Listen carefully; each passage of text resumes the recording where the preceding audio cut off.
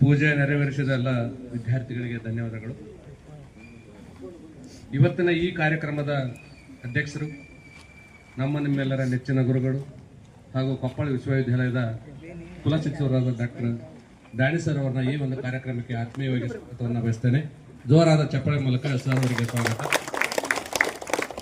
ಅದೇ ರೀತಿಯಾಗಿ ಕಾಲೇಜಿನ ಎಲ್ಲ ಅಧ್ಯಾಪಕ ಮಿತ್ರರನ್ನ, ಸಿಬ್ಬಂದಿ ವರ್ಗದವರನ್ನ, ವಿದ್ಯಾರ್ಥಿನಿಯರನ್ನ ಈ ಒಂದು ಕಾರ್ಯಕ್ರಮಕ್ಕೆ ಆತ್ಮೀಯವಾಗಿ ಸ್ವಾಗತವನ್ನು ಬಯಸುತ್ತಾ, ಪ್ರಾಸ್ತಾವಿಕವಾಗಿ ನಮ್ಮೆಲ್ಲರ ನೆಚ್ಚಿನ ಆತ್ಮೀಯ ಗುರುಗಳಾದ ಡ್ಯಾನಿ ಸರ್ ಅವರು ಮಾತಾಡಬೇಕಂದ್ರೆ ವಿನಂತಿಯನ್ನ ಮಾಡ್ಕೊಳ್ತಾ ಇದ್ದೇನೆ.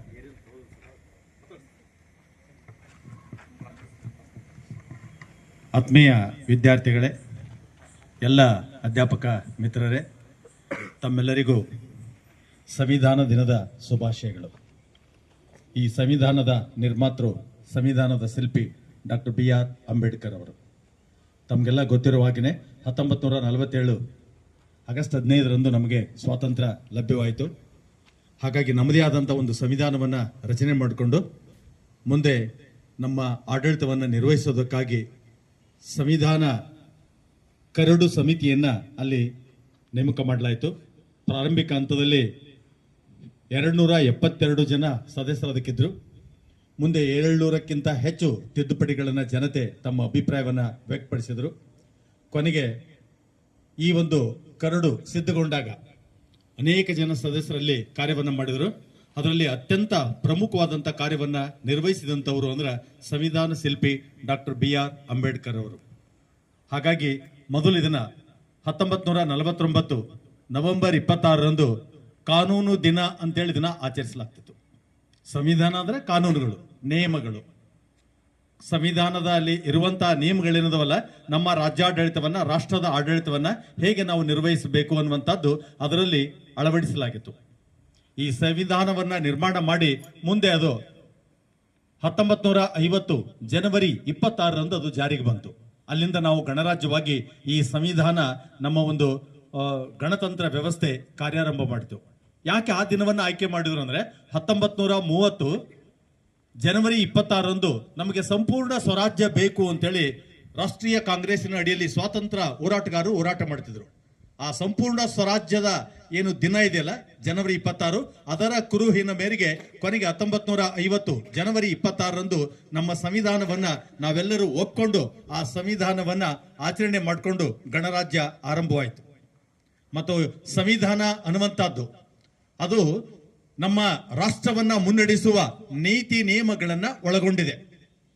ಪ್ರತಿಯೊಬ್ಬ ಪ್ರಜೆ ಅಲ್ಲಿ ಅಂದ್ರೆ ಸಣ್ಣ ಹಂತದಿಂದ ಹಿಡಿದುಕೊಂಡು ಮೇಲ್ವರ್ಗದವರೆಗೆ ಇರುವಂತ ನೇಮಕಾತಿಗಳು, ಚುನಾವಣೆಗಳು, ಆಯ್ಕೆ ಮಾಡ್ತಕ್ಕಂಥದ್ದು, ನಂತರ ಸಂಸತ್ ಪಾರ್ಲಿಮೆಂಟಿನ ಒಂದು ಕಾರ್ಯಚಟುವಟಿಕೆಗಳು, ರಾಜ್ಯ ಸರ್ಕಾರದ ಕಾರ್ಯಚಟುವಟಿಕೆಗಳು, ಅಂದ್ರೆ ಗ್ರಾಮ ಪಂಚಾಯತ್ನಿಂದ ಹಿಡ್ಕೊಂಡು ಪಾರ್ಲಿಮೆಂಟಿನವರೆಗೆ ಏನೆಲ್ಲ ನಿಯಮಗಳಿರಬೇಕು ಆ ನಿಯಮಗಳನ್ನ ಇದರಲ್ಲಿ ಅಳವಡಿಸಲಾಗಿದೆ.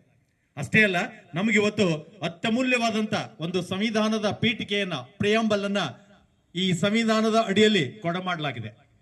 ಇದರಲ್ಲಿ ಸರ್ವರಿಗೂ ಸಮಪಾಲು ಸಮಬಾಳು, ಸರ್ವರಿಗೂ ನ್ಯಾಯವನ್ನ ಒದಗಿಸ್ತಕ್ಕಂಥದ್ದು, ನಾವೆಲ್ಲ ಭಾರತೀಯರಂತ ಪರಿಕಲ್ಪನೆಯನ್ನ ಡಾಕ್ಟರ್ BR ಅಂಬೇಡ್ಕರ್ ಅವರು ಈ ಒಂದು ಸಂವಿಧಾನದಲ್ಲಿ ಅಳವಡಿಸಿ ಅದನ್ನು ನಮಗೆ ಅವರು ಜಾರಿಗೆ ತರೋದಕ್ಕೆ ಕಾರಣೀಕರ್ತರಾದ್ರು.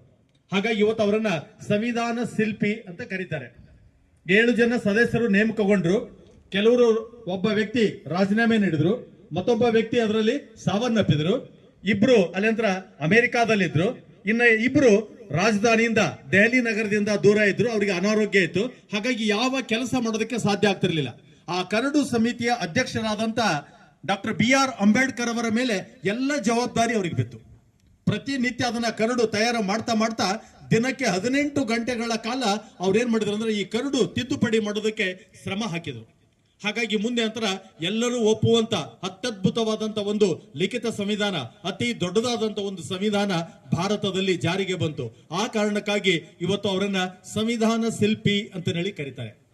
ಡಾಕ್ಟರ್ ಮೊದಲ ನಮ್ಗೇನು ಇವತ್ತು ರಾಜೇಂದ್ರ ಪ್ರಸಾದ್ ರವ್ರು ಏನ್ ಹೇಳ್ತಾರೆ ಅಂದ್ರೆ, ನಮಗೆ ಈ ಸಂವಿಧಾನವನ್ನ ಅತ್ಯುತ್ತಮವಾದಂತ ಸಂವಿಧಾನ ಕಾರ್ಯವನ್ನ ಮಾಡಿದಂತ ಶಿಲ್ಪಿ ಕೆಲಸಗಾರರು ಅಂದ್ರೆ ಡಾಕ್ಟರ್ BR ಅಂಬೇಡ್ಕರ್ ಅವರು. ಅವರಿಗೇನು ವಹಿಸ್ಕೊಟ್ಟಂತ ಜವಾಬ್ದಾರಿ ಇತ್ತಲ್ಲ, ಅದನ್ನ ಅವರು ಅಚ್ಚುಕಟ್ಟಾಗಿ ನಿರ್ವಹಿಸಿ ಈ ದೇಶಕ್ಕೆ ಬೇಕಾದಂತ ಅತ್ಯಮೂಲ್ಯವಾದಂತ ಒಂದು ಸಂವಿಧಾನವನ್ನ ಅವರು ಒದಗಿಸಿಕೊಟ್ರು ಅಂತ ತಮ್ಮ ಒಂದು ಅಭಿಪ್ರಾಯವನ್ನ ವ್ಯಕ್ತಪಡಿಸ್ತಾರೆ. ಹಾಗೇನೆ ಅವ್ರ ಜೊತೆಗಿದ್ದಂತ ಮತ್ತೊಬ್ರು ಕೃಷ್ಣಮಾಚಾರಿ ಅನ್ನುವಂಥವ್ರು, ಅವರು ಹೇಳ್ತಾರೆ, ನಾವು ಇವತ್ತು ಅನೇಕ ಜನ ಸದಸ್ಯರು ಅದರಿಂದ ವಿಮುಖರಾದಾಗ ಏಕೈಕ ವ್ಯಕ್ತಿಯಾಗಿ ಡಾಕ್ಟರ್ BR ಅಂಬೇಡ್ಕರ್ ಅವರು ಈ ಸಂವಿಧಾನವನ್ನ ನಮ್ಮೆಲ್ಲರಿಗೆ ಒಪ್ಪುವ ರೀತಿಯಲ್ಲಿ ಉತ್ತಮವಾದಂತಹ ಒಂದು ಸಂವಿಧಾನವನ್ನ ರಚನೆ ಮಾಡಿಕೊಟ್ರು. ಹಾಗಾಗಿ ಇಡೀ ದೇಶ ಅವರಿಗೆ ಋಣಿಯಾಗಿರ್ಬೇಕು ಅನ್ನುವಂತ ಮಾತನ್ನ ಅವರು ಉಲ್ಲೇಖಿಸ್ತಾರೆ. ಅಷ್ಟೇ ಅಲ್ಲ, ಇವತ್ತಿನವರೆಗೂ ಕೂಡ ಡಾಕ್ಟರ್ ನಾಗಮೋಹನ್ ದಾಸ್ ರವರು, ನಮ್ಮ ನ್ಯಾಯಾಧೀಶರು, ನಿವೃತ್ತ ನ್ಯಾಯಾಧೀಶರು, ಅವರು ಕೂಡ ಒಂದು ಮಾತನ್ನು ಹೇಳ್ತಾರೆ, ಸಂವಿಧಾನ ಓದು ಎನ್ನುವಂತಹ ಕೃತಿಯಲ್ಲಿ ನಾವು ಇವತ್ತು ಅವರಿಗೆ ಗೌರವವನ್ನ ಅರ್ಪಿಸೋದು ಅಂದ್ರೆ ಅವರು ರಚನೆ ಮಾಡಿದಂತ ಸಂವಿಧಾನವನ್ನ ಚೆನ್ನಾಗಿ ಓದಿ ಅಧ್ಯಯನ ಮಾಡಿಕೊಂಡು ಆ ತತ್ವಕ್ಕನುಗುಣವಾಗಿ ನಮ್ಮ ಬದುಕನ್ನು ಕಟ್ಕೊಳ್ಬೇಕು, ನಾವು ಆ ರೀತಿಯಾಗಿ ವರ್ತಿಸಬೇಕು.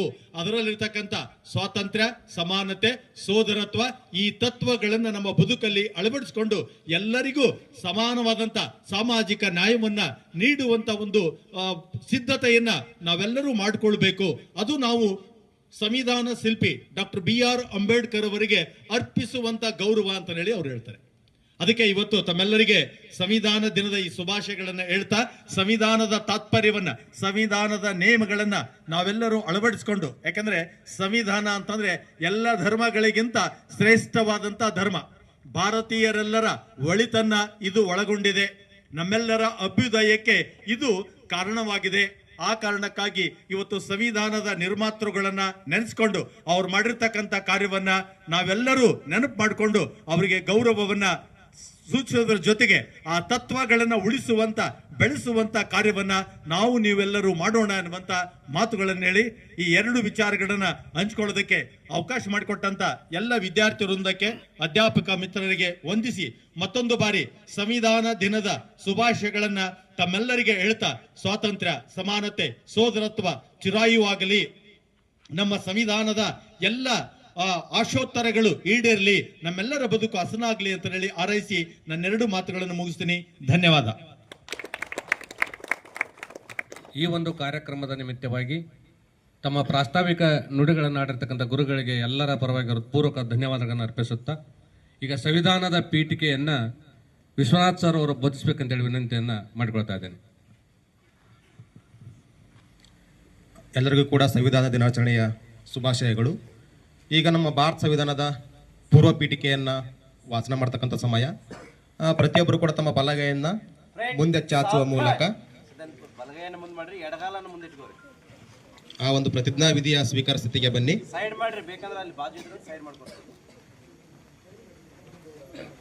ನಾನು ಯಾವ ರೀತಿ ಹೇಳ್ತೀನಿ ಅದನ್ನು ನೀವು ಸ್ವಲ್ಪ ಜೋರಾಗಿ ಹೇಳಿ. ಭಾರತದ ಜನತೆಯಾದ ನಾವು